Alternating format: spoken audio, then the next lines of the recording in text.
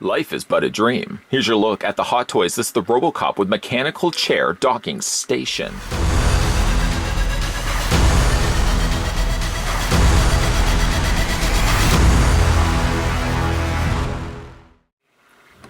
Part man, part machine, all cop. From the 1987 classic RoboCop, Hot Toys is proud to introduce the Hot Toys RoboCop MMS die-cast 6-scale figure, featuring RoboCop's mechanical chair from the Metro West Maintenance Center. The newest addition to the Hot Toys MMS die-cast series is specially designed with die-cast material for greater realism. The MMS die-cast series brings fans a greater level of authenticity, focusing on materials, fine details, and engineering.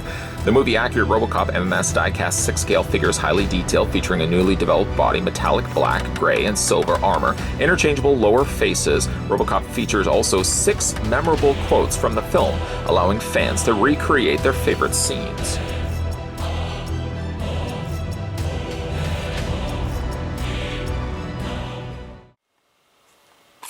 Obviously, this is the part of the review where we normally would figure out how tall the figure stands. RoboCop actually does also include his mechanical chair, so we're going to actually do 2 separate measurements. The first one taking to RoboCop the top of his head, which we've already done before. If you've seen my review of the RoboCop standalone figure, I probably just recently did that. The figure stands 12.1 inches in height, and in centimeters, that works out to be 30.8, almost 31 centimeters tall. Let's backtrack, if we can, back to inches. There we go. And I'm going to take it now to the top. Well, I guess that not would be the highest point. Instead, it would be the monitor here on the side. And I'm just going to measure off to the top of that, just in case, again, you guys are curious. It is, let me just put that right to the very top there. It's a little bit taller than RoboCop, just by a hair, just by maybe about that much. That works out to be 12.3 inches in height. And again, switching that, backtracking, I guess not backtracking, forward tracking, once again to centimeters, 31.3 centimeters tall is RoboCop's mechanical chair. Now, you'll likely experience a sense of deja vu, as of course some of the things that we're going to be looking at with the RoboCop with mechanical chair happens to also be the same accessories that came included with the standalone RoboCop. The first one, of course, we'll talk about is the display stand. Yeah, it does look familiar, doesn't it? It is, in fact, they're the same stand as the standalone RoboCop that we just recently had a look at. There's nothing different between the two. Think of this as anything more of a deluxe version of RoboCop that if you didn't get yourself the standard release without the mechanical chair, you can really do yourself the service and really only source out this guy. Because he does give you the chair, he does give you all the same accessories we'll look at in a second, and the stands are exactly the same, that if you want to display RoboCop with or without his chair, you have that. It's there. It's right there in front of you. The RoboCop is featured down below, OCP is featured in the middle there, and just overall some nice detailing done to it. Yes, it's a magnet to fingerprints. I've probably wiped this off a good handful of times, and then continued to go back to reviewing only to then find more fingerprints settling on the surface of the stand. The stand, yes, is in fact the exact same one that we've gotten before, and good, fine, if you don't already have that other RoboCop. Seeing as that we've already had a look at that other RoboCop, I would probably not use this stand at all, and instead display the figure inside or on top of his mechanical chair that comes included with him. Other same-Zs that you probably will be seeing as well is the RoboCop little remote control that comes included with the figure. I'm not going to go really in-depth showing you the audio clips. It's the same audio clips that we had gotten with the single RoboCop that we had looked at in the previous review, but the remote is the exact same. I like the coloring there on the front. I'm not sure what I would place the coloring at being. It's obviously a bluish silver. And the middle O actually serves as also the trigger point to sound off the sound effects, which work the exact same way in this RoboCop. You're essentially just going to be taking off the back cover to access the battery compartment, and taking the front cover off, which will have the speaker. Again, we've seen as we've already looked at all of that before. No sense in bogging down this review to address it again. Certainly, if you guys want to see a more in-depth end of that part, you feel free to check out my standalone RoboCop that didn't come included with his chair. One more interesting thing than anything else, just for my own personal sanity, at the time I did do a review of RoboCop, I didn't have this. This was the little magnet that came included with the figure that actually has OCP printed on the end there. I like the way that they've done that. But the figure works exactly the same way. There's a little magnet attached on the inside there that opens up the battery compartment, and the batteries would be housed inside. I don't actually have the batteries inside. I felt the need to take that out. But the interesting thing about it, let me just put that back here for a second. I'll put the figure just down for hold on 1 second there, Robo. Inside the box, I actually had 2 of these, which I guess reminded me quickly that I took the figure out of the packaging, the one with the chair, and I must have maybe just put the magnet back into that box. So the one that I was missing from its initial review, oh, that's very strong magnet. The one I was missing from the other review, either this one or this one, I actually did end up finding, so fancy that. It so happens to be perfect time to be looking at the figure because I did find the actual magnet that I thought I was missing in the first place. Other things that will be making reappearances with the RoboCop here is the Auto 9, his trusty Firearm. So happens to be the exact same Auto 9 that we got included with the other RoboCop, right down to the finest of details, painted in silver, and working the exact same way that where the back section opens up, you can see the bullet in the top section there, and then you can also pull out the clip. Works the exact same way. The funny thing, though, is on this Auto 9, the back section that hinges back, I found is a little tighter than the one that came with the other RoboCop. This one's a little on the looser side. But other than that, there's nothing really different between the two, and they can be housed in his side holstered leg the exact same way. It also reminded me, too, one of the other accessories that come included with this RoboCop is a die-cast version of the same Auto 9. We put the two side by side, and this was something that I did omit in the other review because it wasn't happened to be in the tray. I had to go back and look at my detolf again, and sure enough, where I had displayed RoboCop, laid on the shelf that die-cast Auto 9 that I just mentioned. I guess I must have just left it on the shelf when I wanted to proceed to re-review the original RoboCop. But this is what the die-cast Auto 9 would have looked like. It's a little bit more weighted, of course, that it's metal, and it does have few of the details sort of omitted as a result of that. The silver is gone now from the handle, and those tiny little screw points are also left off in paint. It's, like I said, just all cast in a semi-gloss die-cast metal.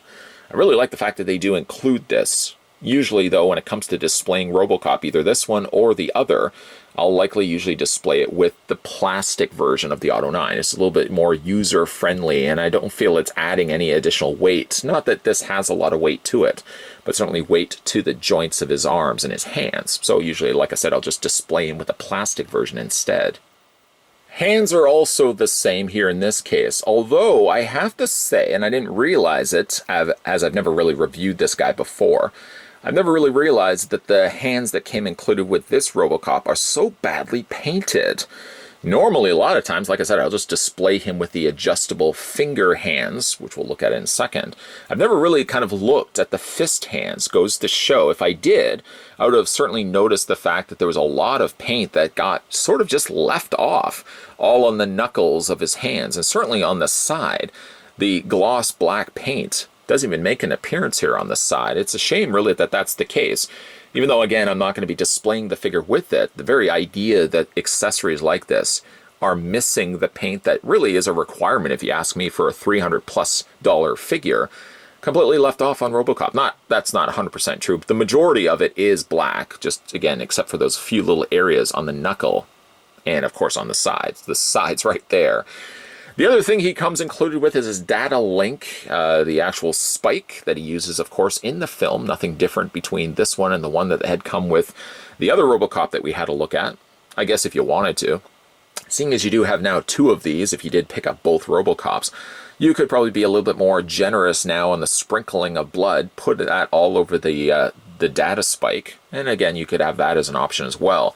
Like with the other one, and I know, again, I sound all like a broken record right now if you just watch that review and now you're watching this review. A lot of the things that I've said are probably going to be sounding like carryovers, and they most definitely are, but you still want to be careful of this. This is a long, slender, pointed piece of plastic, a lot of P's there. You certainly don't want this breaking off, so you want to be a little bit careful of that. Talking next about cosmetics, RoboCop comes included not only with the same chest plate piece as well as the damaged helmet piece that you can swap off of the figure. Again, it's just going to be a case of grabbing your figure, taking the front plate off, just like that. And because I haven't done it as much with this RoboCop, I find actually that the connectors seem a little bit more secure. And then just snap that in place like so. You can do the exact same thing on the helmet. Helmet we'll just put down here for a second, pop that right off, and you can replace it again with the battle damaged helmet. I know, you've seen that all the times before. But there you go. You can see again that he's got the damage on the side of the helmet. Not quite sure if you can make it out or not, but he does also have that same visible eye peeking through. That eye, like the original one that we looked at, is actually embedded and attached to the inside of the helmet. It's actually nowhere to be found. In fact, it looks actually kind of silly when you don't even have the helmet in place, what RoboCop's, or lack thereof, his face actually does look like. I promise this is going to be the last instance in which we're going to be looking at something that is a carryover from the other RoboCop. He gets the same 3 lower face halves in various different anguished expressions. Currently, obviously, he just has the more neutral head sculpt, but certainly when it comes and boils down to it, I think I usually like to display. When I did have this guy on display, because I have since put him away, I probably will be putting him back out again. But normally when I did put him on the chair, I usually used this head sculpt, this lower half right here. Because I like this one, because it looks like he's dreaming in his chair when he has those flashbacks being shot up by Clarence Boddicker's gang. Again, each one of the expressions is unique to one another. Some people have also opted to display their RoboCop. If you did pick up the damaged version of Robo that came included with Officer Murphy, a lot of people have gone actually to swap the heads out and just look at that actually when we have a look at that set.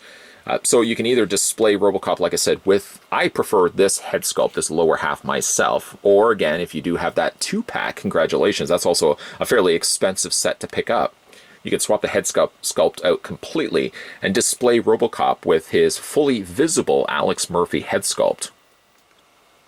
And I know, even though I keep saying it's the exact same figure, how does it look next to the regular RoboCop? Well, it looks identical. They haven't done anything different between the two. They share the exact same paint or lack thereof. All the details are exactly the same, and the head sculpts are all exact same to one another. I say lacking paint, of course, because one of the big problems that I had with this figure, and the list is very small, let me tell you, it's very, very small indeed, is the fact that this RoboCop doesn't have those color-corrected airbrushings that he does have in the film. He's all basically this chrome silver.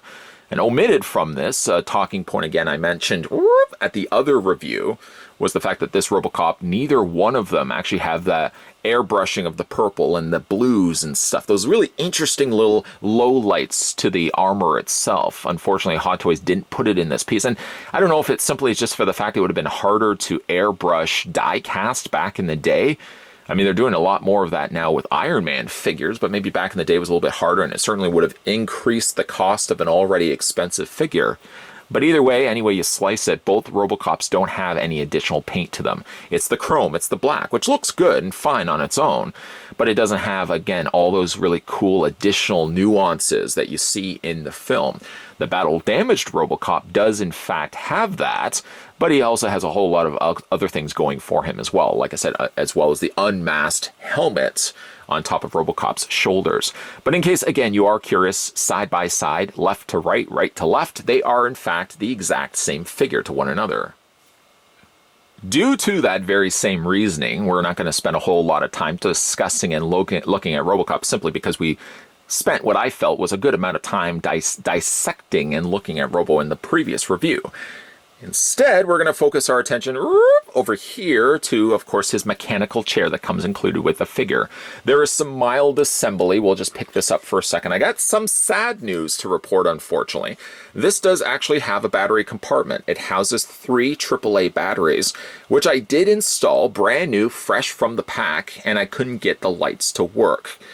I don't know if something has gone on mechanically wrong inside the cavity here, but unfortunately I couldn't get the one thing that lights up on this, and that is the lights on the either side. Now, to be fair, these are only lighting up in a fairly soft white light. Some could even just make the argument anyways that unless you're going to be displaying the figure with those lights on anyways, having that one bit of one element of electronics not working is not necessarily a deal breaker, and I would probably have to agree with that. Sure, it sucks a whole lot that I can't get the batteries to actually light this up for this review, but again, it's only really these side lights, the little lamps on either side of the seat, that actually does light up for at least when you are displaying it. The base itself, or at least the chair itself, does attach to this side pylon here.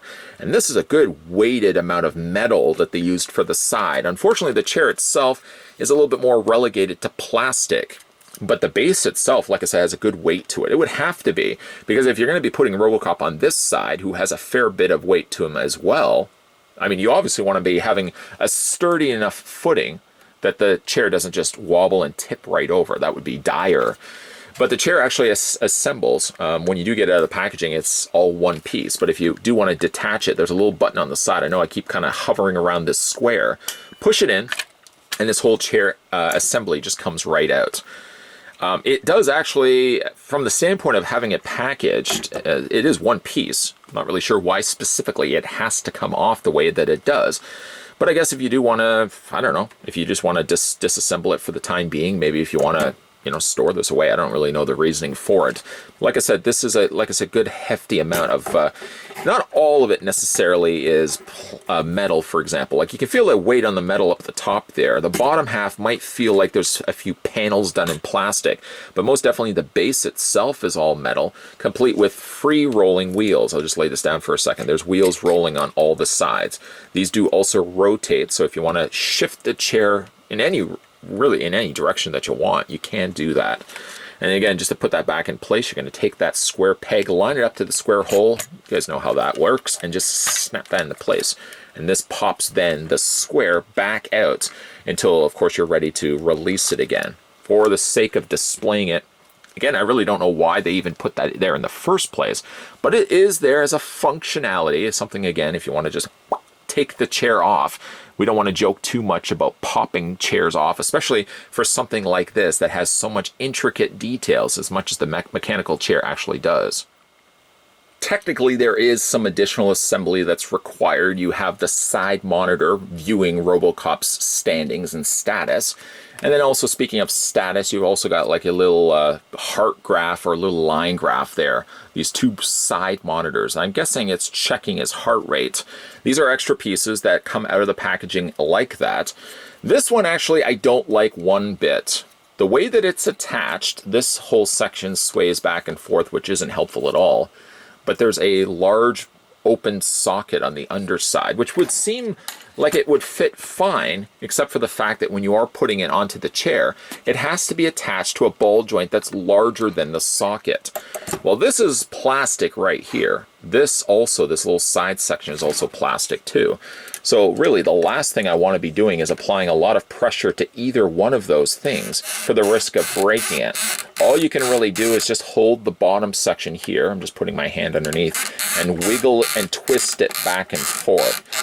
I don't like doing this too often, but the end result is at least you do have the side monitors here. The screens do swivel back and forth, and you can rotate them all the way around. I mean, it looks good, obviously, and accurate once you've got them in place, but I really don't think that they should have went the route of using a ball joint. A post, if anything, would have been much simpler to pull off. Like if, for example, you're looking at the monitor here for RoboCop, it's a really nice recreation of the monitor it has in the film, but the attaching of it is a lot easier. If you look at the side of the chair, it's simply just a post, and you're just sliding this down. That's all you really need to do. Why the other one had to be so more problematic, I still don't understand. This does allow the monitor to sway out, and you can also rotate it back and forth. You just want to be careful that when you are doing it, you're not rubbing it up against the sides of the light, because that can cause damage, of course, to the surface of the plastic. The last thing you need to do, unfortunately, and this is the part I don't like the most, is that you have these extra little plugs that run the wires out from the back of the screens. And they're supposed to, in theory, plug into these holes on the undersides of the chair. Well, I've never really had the funnest of times doing this, because if you look at the peg, it is quite large compared to the hole itself. It doesn't help that this is also rubber, so when you are trying to put this in place, I would probably just advise heating this a little bit to pop that into the hole. A lot of times I'll just go the lazy route and I'll just slide those into the holes on the inside. Those really aren't the intended place to put them. Again, the holes are on here, on either side here, on both sides. But usually a lot of times I'll just put it into the back there. At least it keeps them out of the way, and from looking at it from the front, you would never know that I put it in the wrong place. Well, you guys know I put that in the wrong place. The other thing that you need to also do too is this back cable, which I've plugged in place, comes out from the back. This would be the back headrest of the chair, and it attaches the same way, although a lot easier because you don't have to fight with a rubber peg. This simply just wiggles and pops in place just like that. And of the three things, it's the easiest of the three to get in place. As I said, if you want to go the route of plugging these in the correct place, being that these again move back and forth, I would just likely heat them. Or, like I said, go the lazy route like this guy and just attach them on the underside of the chair. And none would be any bit the wiser. Just before we put RoboCop into his chair, I just want to show you guys some close-up details of it. One talking point I want to also correct from my previous statement is the fact this isn't all metal. What it is this bottom part here is metal, this whole frame here. And I think it actually runs its way all the way up. It'd have to be a supportive enough base to, of course, hold the weight of RoboCop when you got him in his chair. So this actually is just, the outer casing is plastic, but the interior is actually metal, complete with a metal base. Anyways, if we look at the close-up details at the chair, again, you've got your monitor staged on the one side, and then you've also got yourself some meter reads on the other side there on these smaller monitors. It's all very exact to the way it looks in the film. I feel like there are a few things that don't seem to quite add up when you look at this and you look at the scenes in the film when Robo's sitting on the chair. The one that I noticed the most, and it might just be me, is I feel like the arms aren't long enough on these. When you do eventually put RoboCop in place, and don't worry, we will, I don't feel like the arms sit as far out as they do in the film. I don't know really, maybe it's just my eyes playing tricks on me, but it seems like the arm rests themselves aren't long enough, certainly not long enough to the way that they appear in the film. You'll see what I mean when I'm talking about in a second. We'll spin this around, just look at the back detailing done to it. A little bit of subtle weathering has been done to the surface area. So you got like little scratches and airbrushing done to the surface plastic. Screws and things that you would expect to find in the chair, complete with the wiring on the back, is all very meticulously recreated here from Hot Toys. Even like the wiring itself, things you'd want to be, of course, careful with when, you know, displaying something like this, that you don't get it caught anywhere. But it's fairly accurate, like I said, to the way it looks in the film. The only thing I would say, spinning this around again, is maybe, again, those arms don't feel like they're long enough. RoboCop also doesn't quite completely sit on his foot stand, which, I mean, itself is fairly thin, and it's all done in plastic. It's probably for the best anyways that RoboCop doesn't quite put his feet planted onto it anyways, because again, this doesn't feel like it would hold the weight of RoboCop very well to start off with. You can see again some nice chrome that's been added to the surface of it. This is again plastic. The majority of the seat really is plastic, where I feel again like you've got a frame of metal kind of keeping everything together. So if we want to go ahead and get RoboCop on his chair, the best advice I would probably suggest, I mean, you can pull these legs out. I don't like doing this too often because I don't really like the idea of pulling and yanking a limb away from its body, especially something expensive here like RoboCop. But you can bring the legs out like this. You're obviously going to want to bend these, and things like these back pistons, which we addressed in the other RoboCop review, those will always fall out, so don't get heartbroken. You can easily just pop those back in place. But for the time being, really what we want to navigate though is getting RoboCop's feet properly placed. You can always worry about the arms later on. Once that's in place and to the desired look that you want, then you're going to go ahead and get the figure, and you want to put him right onto his chair. That seems strange, doesn't it? And then from there you can just adjust the legs accordingly. Now there's a few things working against you here. These pistons will run against the foot pedal here. RoboCop never really sits on top of it. You can't quite get his legs, at least I can't, get his legs bent straight enough to actually sit on top of this. So really, I'm just going to put RoboCop's legs on either side. Once that's in place, the figure won't go any further back. You can see sort of where his torso plate sits. It's pretty close to the back of the chair. And then from there, you're just going to adjust the arms accordingly. Now, this is what I'm talking about here. I'm going to bend the arms. I'm also going to rotate the arms around. There we go. Bring everything in. Twist that around. And I'm just going to kind of drape, because he does have the articulated fingers, I'm just going to drape the fingers for RoboCop down, as if he's like resting on the arms. Now, again, if I'm looking at the film and I'm looking at where Robo's arms actually sit, I feel like the arms should be a little longer to about there. I've gone back a couple of times and it does seem like the arms of the chair are a little longer than what we're getting here actually from the Hot Toys release. Resulting in that is RoboCop doesn't quite feel or look like he's completely, genuinely sitting on the chair. Well, he is, obviously, but his arms aren't really resting on it. So if you did want to have the effect pulled off, that RoboCop's fingers draping off the edge of the arms of the chair, you can't quite pull off that desired look. Having RoboCop, though, sitting in his chair is such the stoic, iconic look that he has in the film. Now, you can go a couple of routes of displaying him in different options, because, again, if you manage to pick up the deluxe version of RoboCop, the battle damage version that came with Alex Murphy, you can actually take the head off, not probably something you want to be joking about, and you can swap it out with the human Alex Murphy face portrait that came included with that figure. I'm sort of still on the fence as to which way I would display it. In one way, I kind of like battle-damaged RoboCop at the end of the film with his helmet and his chin guard, I might also add, removed.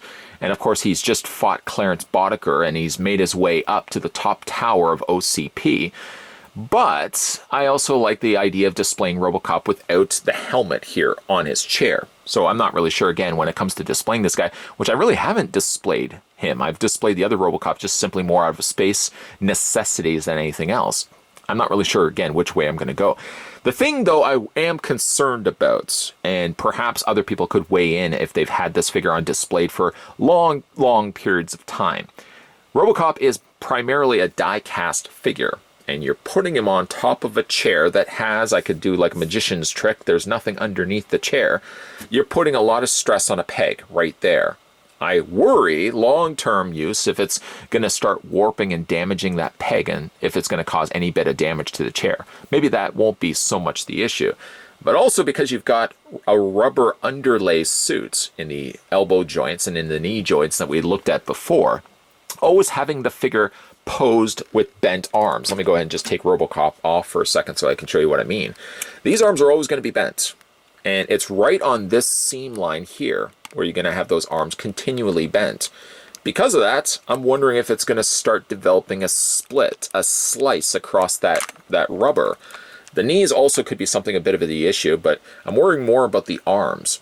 Drier air condition, like dry environmental conditions, depending on where you display your figures. If you're displaying them in rooms of where you get more humidity, for example, dry air, I think would be really problematic for things like rubber, for example.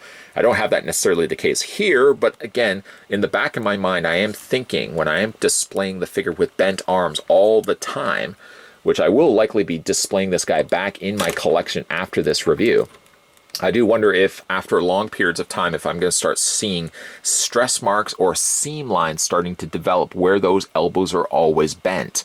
If that starts happening and the weather conditions are, just right, you might actually start finding that rubber starting to split. And I certainly don't want that for such a nice looking piece like RoboCop, whether you have him with the mechanical chair or without.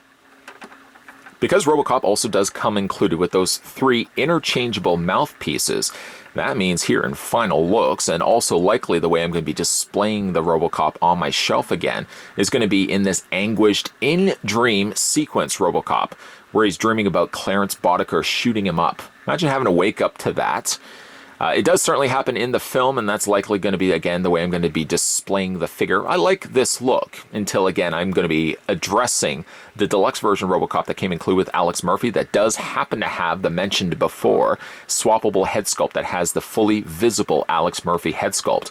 That's the route that many other collectors have displayed their chair-sitting Robo, is with the Alex Murphy head sculpt.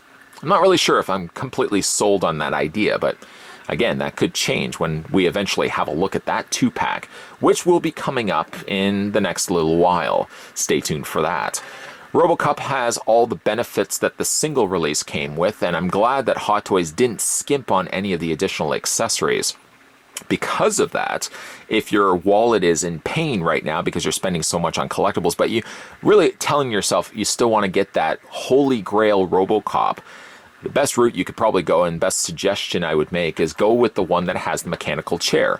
simply because all the same accessories that come included with this figure are all the exact same accessories that came included with the other RoboCop, right down to the audio phrases, right also down to the same display stand.